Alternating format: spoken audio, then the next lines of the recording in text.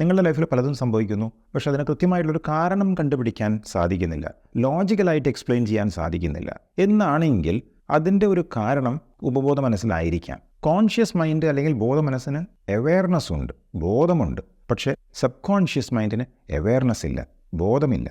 അത് ബോധതലത്തിൻ്റെ അപ്പുറത്തേക്കാണ്. അതുകൊണ്ടാണ് അതിന് ഉപബോധ മനസ്സ് എന്ന് പറയുന്നത്. ഇവിടെ 2 കാര്യം മനസ്സിലാക്കണം. ഒന്ന്, നമ്മൾക്ക് ജീവിതത്തിൽ സക്സസ് നേടണമെന്നുണ്ടെങ്കിൽ ബോധതലത്തിൽ പ്രവർത്തിക്കണം, കോൺഷ്യസ് മൈൻഡിൻ്റെ സഹായത്തോടു കൂടെ തന്നെ പ്രവർത്തിക്കണം. കോൺഷ്യസ് ആയിട്ടുള്ളൊരു എഫേർട്ട് ഇല്ലാതെ നമ്മൾക്ക് ജീവിതത്തിൽ ഒന്നും നേടാൻ സാധിക്കുകയില്ല. പക്ഷേ ഈ കോൺഷ്യസ് മൈൻഡിൻ്റെ സഹായത്തോടെ മാത്രം എല്ലാം നേടിയെടുക്കാൻ സാധിക്കുമോ? ഒരിക്കലുമില്ല. ഈ കോൺഷ്യസ് ആയിട്ട് നമ്മൾ ചെയ്യുന്ന പ്രവൃത്തികളെ സബ് കോൺഷ്യസ് മൈൻഡ് അനുകൂലിക്കണം അല്ലെങ്കിൽ തുണയ്ക്കണം.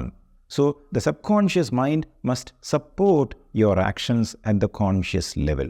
അങ്ങനെ വരുമ്പോൾ മാത്രമേ വിചാരിച്ച റിസൾട്ട്സ് നമ്മൾക്ക് നേടിയെടുക്കാൻ സാധിക്കുകയുള്ളൂ. അതാണ് നാച്ചുറൽ ആയിട്ടുള്ളൊരു രീതിയും.